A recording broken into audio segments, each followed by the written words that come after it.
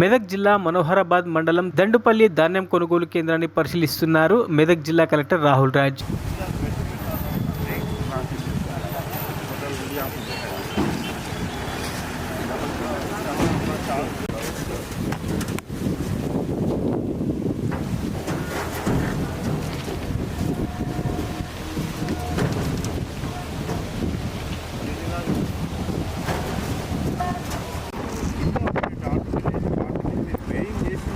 పెట్టాలి కంపల్సరీగా ఇంత వేయింగ్ చేసిండు అన్ని కింద ఏం పెట్టాలి అన్నీ వదిలేసిండు.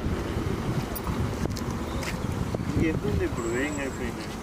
ఇప్పుడు వేయింగ్ అయినా 3000 చిల్లర బస్తాలు ఇంకా నింపేది ఒక 3 లారీలు కట్టం